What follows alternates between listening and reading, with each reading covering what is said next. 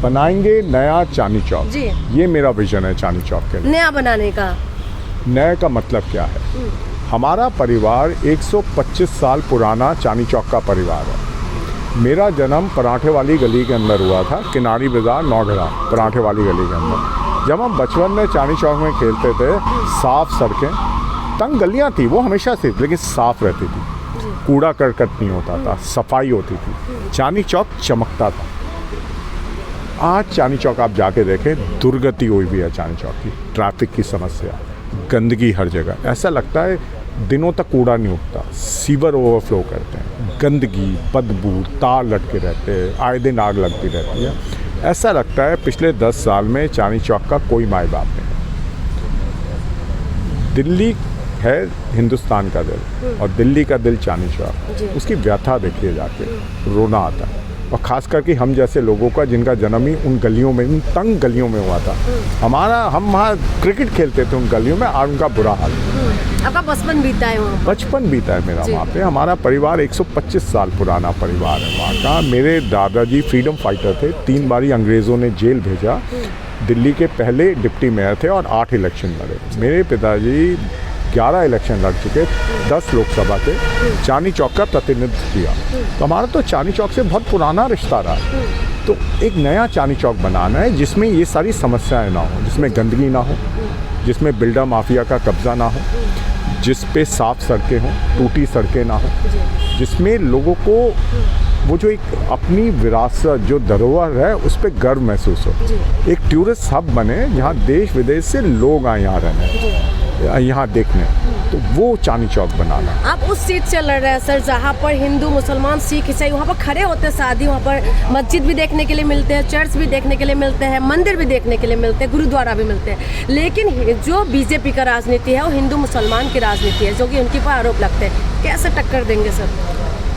जहाँ तक चांदनी चौक की बात है, ये एक धार्मिक धरोहर वाला क्षेत्र है। यहाँ पे गौरी शंकर मंदिर भी है, जामा मस्जिद भी है, शीशगंज गुरुद्वारा भी है, दिगंबर जैन टेम्पल भी है, और अनेकों चर्च भी है। ये एक ऐतिहासिक धरोहर भी है। यहाँ पे लाहौरी गेट, कश्मीरी गेट आपने देखा होगा, तुर्कमान गेट, ये सारे जो पुरानी इतनी हवेलियाँ हैं, पुरानी इतने पुराने घर हैं, ये एक ऐतिहासिक धरोहर भी है। और ये एक राजनीतिक धरोहर भी है। जो देश की आज़ादी का संग्राम था, यहीं से शुरू हुआ था। कितने सारे हमारे लोग थे जिनको अंग्रेज़ों ने प्रताड़ित किया, जो चांदनी चौक से थे। ये तो एक बहुत पुराना क्षेत्र रहा है, लेकिन जैसे मैंने कहा, इसकी गंदगी बहुत कर रखी है आजकल। तो उस गंदगी को सफाई करना है। जो आप पार्टी की करप्ट लीडरशिप वहाँ पे है, उसकी सफाई करनी है। इन लोगों को, जो आप पार्टी के लोग हैं वहाँ पे, ना उनको गंदी सड़कें नज़र आती, ना टूटी सड़कें नज़र आती, ना गंदे सीवर नज़र आते, ना पानी की समस्या नज़र आती, ना ट्रैफिक की नज़र आती। उनको सिर्फ एक चीज़ नज़र आती है, कहाँ पे कौन सी बिल्डिंग बन रही है और कहाँ पे किससे पैसे लेने हैं। सिर्फ ये नज़र आता है। इस चीज़ को बदलना है। जहाँ तक बीजेपी की बात है, बीजेपी की राजनीति को कांग्रेस, चांदनी चौक वासियों ने हमेशा नकारा है। 93 जब से असेंबली बनी है, बीजेपी यहाँ से जीतती नहीं है। लेकिन बीजेपी को जो कह रहे हैं गाली गलौज वाली पार्टी, आपने रमेश विधुरी जी का भी अपने बयान सुना होगा, प्रियंका गांधी की जैसे रोड बना देंगे, आतिशी जी के लिए भी बोला कि बाप बदल देंगे। क्या महिला विरोधी लगते हैं बीजेपी आप लोगों को?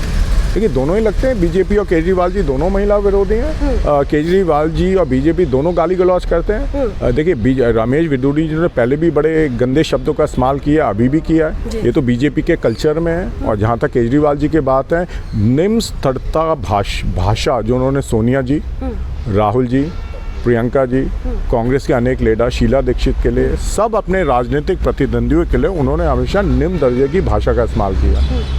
तो देखिए, कांग्रेस हमेशा इन राजनीति से दूर रहती है। आपकी वैचारिक लड़ाई है, आप उसको अपनी बात बोलें जनता को, लेकिन किसी पे पर्सनल आक्षेप, गंदी भाषा, गाली गलौज करना ठीक नहीं है। ये मेरा हमेशा मानना रहता है राजनीति में। सर, बीजेपी और आम आदमी पार्टी के सामने इस बार कांग्रेस की क्या रणनीति रहने वाली है जीत के लिए?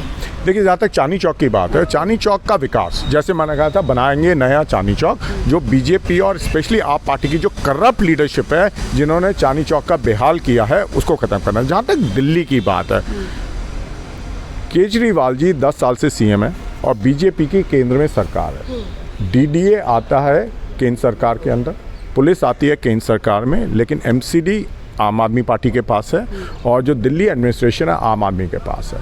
अगर इनको दिल्ली में सुधार करना होता तो साथ में बैठते और सुधार करते। मैं मान सकता हूँ आपकी राजनीतिक प्रतिद्वंद्विता है, लेकिन जब लोगों के काम होते हैं आपको जो आपका विरोधी होता है उसके साथ भी बैठ के काम करना चाहिए, क्योंकि आपको तो जिताया किस लिए, लोगों के काम के लिए जिताया ना, आपके पर्सनल उसके लिए तो नहीं जिताया। तो अगर इन दोनों में थोड़ी भी जिम्मेदारी होती, चाहे कितनी भी लड़ाई लड़ते लेकिन कुछ काम तो करते बैठ के। इन्होंने क्या किया, दोनों ने काम नहीं किया और उसका ठीकरा दूसरों पे फोड़ने की कोशिश की, जो गलत बात है। जो प्रवेश वर्मा है वो पैसा बांट रहे हैं, आज जूते भी बांट रहे थे और आरोप भी लग रहे हैं कि जिस तरीके से सोना भी बांट रहे हैं, इस तरीके की बातें भी आई, लेकिन खासकर कैमरा के सामने पैसा बांटते हुए नजर आ रहे थे। क्या लग रहा है सर, आप लोगों का क्या स्टैंड है? देखिए, पैसा तो ना कैमरा के सामने बांटना चाहिए ना कैमरा के पीछे बांटना चाहिए।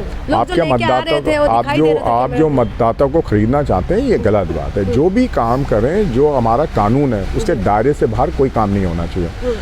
बीजेपी की हताशा इसलिए दिखाती है क्योंकि बीजेपी किसी भी तरह ये इलेक्शन जीतना चाहती है, लेकिन उनको पता है वो जीतेंगे नहीं, और यही आप पार्टी की दशा है। आपको ध्यान होगा जब हम कांग्रेस की पहली लिस्ट आई थी, आतिशी जी को सबसे ज़्यादा बुरा लगा। उन्होंने कहा कांग्रेस ने इतने धुरंधर कैंडिडेट अनाउंस किए हैं कि वो बीजेपी के साथ मिली हुई है। बड़ी अजीब सी बात थी।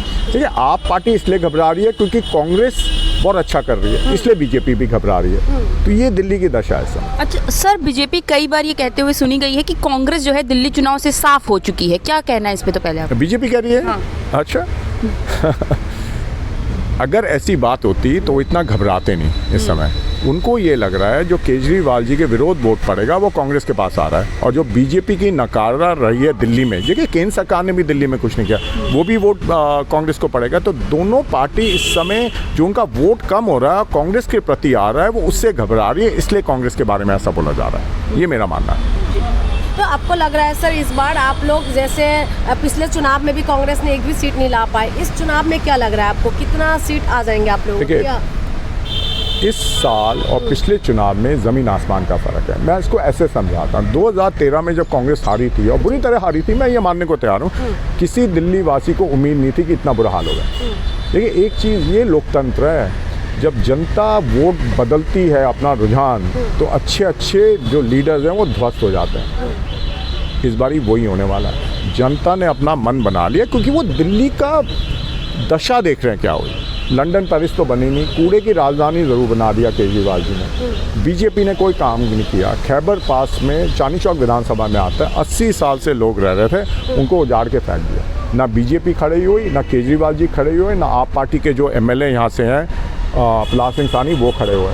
प्रहलाद सानी जी ने तो सबको आपस में डिवाइड करके सबके घर तोड़वा दिए। वहाँ सिर्फ मैं ही खड़ा था, कांग्रेस पार्टी और देवेंद्र यादव जी हम खड़े थे उनके साथ। तो हम तो हमेशा लोगों के साथ खड़े रहते हैं, ये लोग लोगों को उजाड़ने में लगे रहते हैं, ये फ़र्क है। और दिल्ली की जनता समझ गई है। देखिए, अब ट्रैफिक व्यवस्था देख लो, मैं तो आप सब छोड़िए ना, अगर इनका विकास मॉडल देखना है तो आप चांदनी चौक आ जाइए, आपको विकास मॉडल पता चल जाएगा। गंदी सड़कें, टूटी सड़कें, सीवर का पानी बह रहा है, तार लटके हुए हैं, आए दिन आग लगती है, ट्रैफिक की समस्याएं, गंदगी, ये इनका विकास मॉडल है।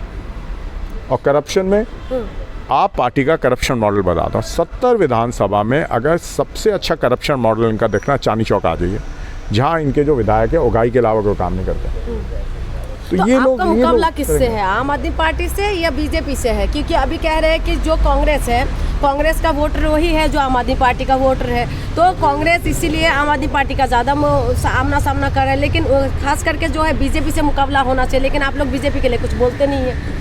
किसने कहा बीजेपी के नहीं बोलते? हम सबसे ज़्यादा आम आदमी पार्टी वाले तो कुछ भी बोल रहे हैं, तो उनको कहने से कोई सच थोड़ा हो जाता है। आज तक बीजेपी और आरएसएस विचारधारा से कांग्रेस ही तो लड़ी है इस देश में, और कौन सी ऐसी पार्टी है जिसने हमेशा बीजेपी का विरोध किया? कहीं ना कहीं उनसे मिल जाते हैं। केजरीवाल जी का ले लीजिए, जब अन्ना आंदोलन रामलीला मैदान में क्या था, तो सबसे ज़्यादा सपोर्ट किसने की थी? आरएसएस ने की थी। मैं जानता हूँ आरएसएस वाले जो वहाँ पे जाते थे, रोज़ सेवा करते थे सुबह शाम, तो केजरीवाल जी ने उनकी मदद क्यों ली? यही केजरीवाल जी, एक बार उनकी वेबसाइट पे बैनर आया था, Kejriwal for CM and Modi for PM. वो क्यों आया था? वो जब मर्जी होती है तब बीजेपी के पाले में चले जाते हैं। तो देखिए, केजरीवाल जी तो कुछ भी कह ले, उनका तो काम है आरोप लगाना। कोई कांग्रेस के बारे में हिंदुस्तान में ये नहीं कह सकता उन्होंने बीजेपी और आरएसएस से कभी भी समझौता किया हो। हम ही तो लड़े थे, हमारे लीडर महात्मा गांधी जी, जवाहरलाल नेहरू जी, इंदिरा गांधी जी, राजीव गांधी जी, सोनिया जी, राहुल जी, प्रियंका जी, खड़गे जी, कौन लड़ रहा है आरएसएस और बीजेपी के विरोध में? अगर कांग्रेस आज नहीं लड़ रही होती तो ये तो सब पार्टीज को ख़त्म कर देते। कांग्रेस लड़ रही है। हमें केजरीवाल जी से सर्टिफिकेट नहीं चाहिए कि हम बीजेपी के साथ हैं, हमें बीजेपी से सर्टिफिकेट नहीं चाहिए कि हम हिंदू और देशभक्त हैं।